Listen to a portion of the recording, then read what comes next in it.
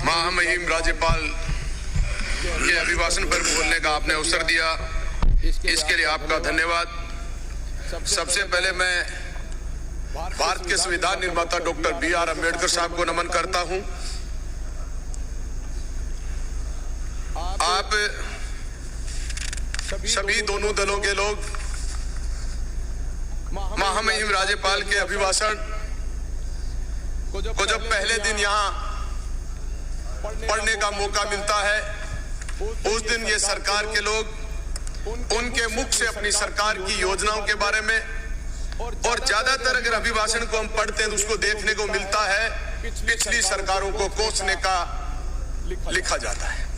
माननीय सभापति महोदय, सबसे बड़ी गंभीर बात यह है कि पिछले 30-40 वर्ष से राजस्थान की जनता कभी इधर वालों को, कभी इधर वालों को, इधर वाले इनके भ्रष्टाचार का आरोप लगाते हैं, इधर वाले इनके भ्रष्टाचार के आरोप लगाते हैं, लेकिन सत्ता में आने के बाद ये भी इनके खिलाफ कार्रवाई नहीं करते, ये सत्ता में आने के बाद इनके खिलाफ कोई कार्रवाई नहीं करते, जनता को बेवकूफ बनाने का काम करते हैं। इसलिए मैं माननीय सभापति महोदय, महामहिम राज्यपाल महोदय के अभिभाषण के पैरा नंबर 20 के पेज नंबर 6 पर इस सरकार ने लिखा है, ऐसी कोई चीज नहीं छोड़ी जिसकी गारंटी सरकार ने नहीं दी हो।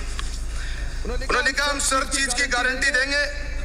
हमारी सरकार हर गरीब को निःशुल्क अन्न की गारंटी, हर सिर को छत की गारंटी, हर घर को नल से जल की गारंटी, हर हाथ को काम की गारंटी, हर घर में बिजली की गारंटी, हर खेत में पानी की गारंटी, हर महिला को सुरक्षा की गारंटी और हर अपराधी को सजा की गारंटी। लेकिन सभापति महोदय, अगर इनमें मैं एक भी बात करूं, गरीब को निःशुल्क अन्न की गारंटी, खाद्य सुरक्षा का पोर्टल पिछले 5 वर्ष से बंद है, जनता त्राहिमाम है, चाहे ये सरकार रही हो, चाहे पिछले 2 महीने से सरकार आई है, खाद्य सुरक्षा में लोगों के नाम नहीं जुड़ रहे, कौन सी गारंटी दे रहे हैं इनकी। दूसरे नंबर ये कह रहे हैं हर घर को सिर पर छत। 2021-22 का इन्होंने अभी तक प्रधानमंत्री आवास योजना का लक्ष्य जो था उसको इन्होंने भी स्वीकृति नहीं दी। राजस्थान की जनता के लोग जो आवास के लिए इंतजार कर रहे हैं, एक शब्द में खत्म करते हैं कि साहब स्वीकृति नहीं आई है। तीसरी इन्होंने गारंटी हर घर में नल।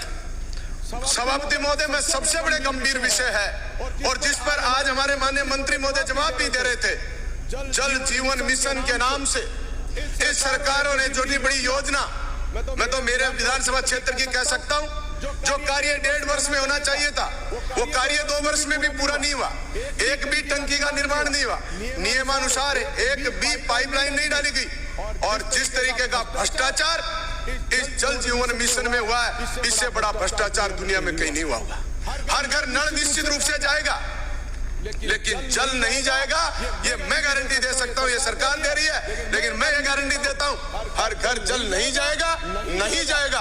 और ये भ्रष्टाचार की बात कर रहे हैं, इतने दिन में तो मैं कह रहा हूं ये लोग जेल में जाने चाहिए थे अगर इतना बड़ा भ्रष्टाचार हुआ है। इसलिए माननीय सभापति महोदय, जिस तरीके की इन लोगों ने इसमें गारंटियां दी, अगली गारंटी बिजली की गारंटी। अरे हर घर में बिजली की गारंटी तो छोड़ दो, इस राजस्थान की जनता को आप 6 घंटे भी बिजली नहीं दे पा रहे। हर बार इनमें मैं पढ़ता हूं, मैंने पिछली गवर्नमेंट में भी पढ़ा अभिभाषण में कि बिजली की गारंटी जब दी जाती है, सबसे पहले उसमें लिखा जाता है कि बिजली को ये पिछली गवर्नमेंट बड़े घाटे में ले गई। पिछली बार इनको 62,000 करोड़ कर्जा था, अब की बार बढ़कर और आगे चला गया, और ये घाटे की सरकार की बात नहीं सुनना चाहते। राजस्थान की जनता को बिजली की आवश्यकता है, ये सरकार की जिम्मेदारी है कि वह घाटे में चले, नफे में चले।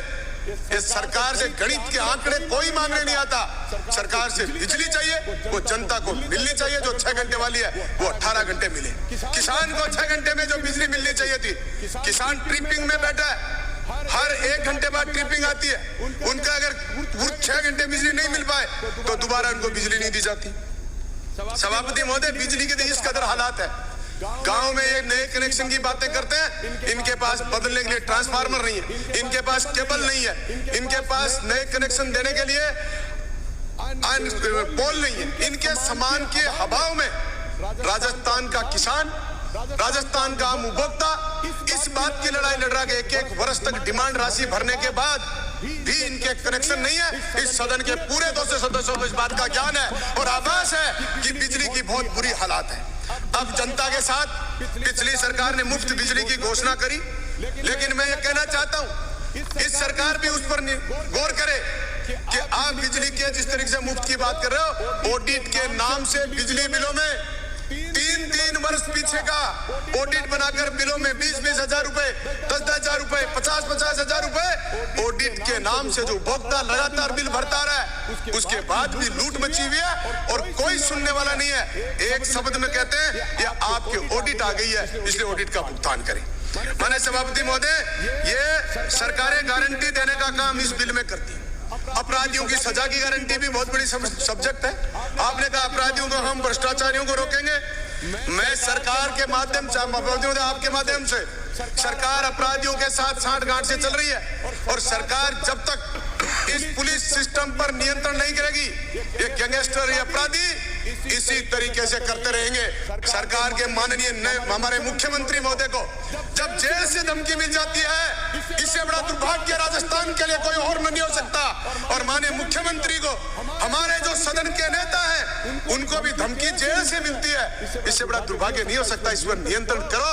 सरकार एक बंद दायरे में अगर 2 बीघा जमीन में जेल बनी है, उसमें भी नियंत्रण नहीं कर सकती, तो खुलेआम में इन महिलाओं को, इन लोगों को, गैंगस्टरों को, विरोधीकर्ताओं को, धमकी देने वालों को, मर्डर करने वालों को आप खुले को कैसे रोक पाओगे?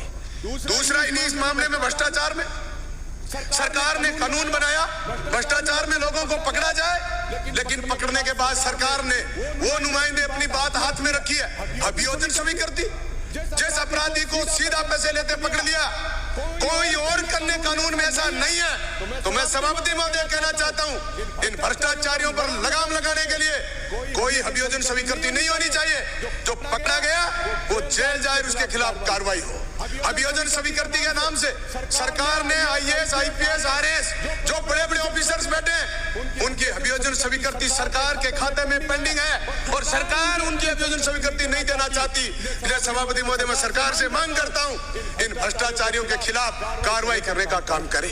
दूसरा, इसी भ्रष्टाचार में सबसे बड़ा मुद्दा है जिन विभागों में जिस तरीके से चर्चा चल रही थी, इस हमारे जल जीवन मिशन में भ्रष्टाचार हुआ। जब दस्तावेजों में, जब कागजों में यह प्रमाणित हो जाता है कि यह भ्रष्टाचार हुआ है, उसके खिलाफ भी भ्रष्टाचार में FIR होनी चाहिए। सरकार ने उसके लिए रोक लगा दी कि विभाग जब तक परमिशन नहीं देगा उनके खिलाफ FIR नहीं हो सकती। क्यों नहीं हो सकती? इसलिए सरकार से मांग करता हूं कि ऐसे जो स्वीकृति की बात करते हैं, ये स्वीकृति का कार्यक्रम बंद करे। सभापति महोदय, हमारी पार्टी का 10-5 मिनट का समय है। थोड़ा अकेला आदमी हूं, दूसरा नहीं बोलेंगे, तो 5 मिनट नहीं।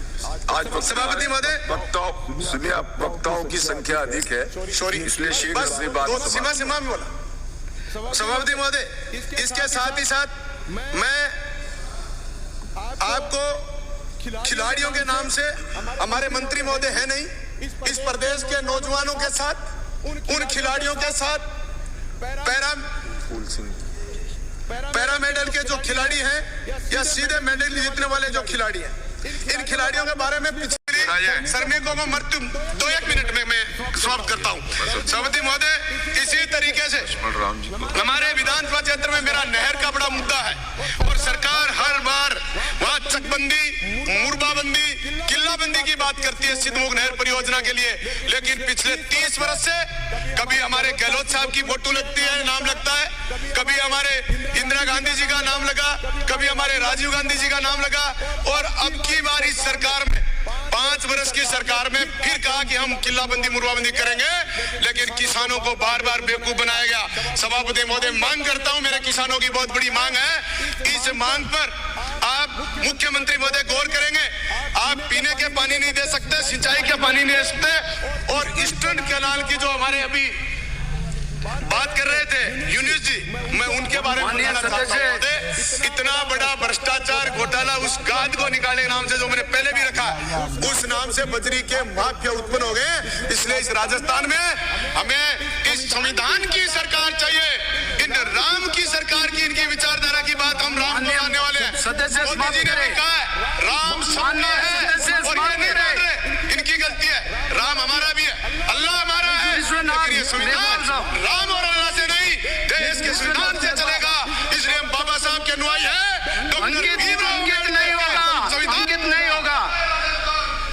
मान्य सदस्य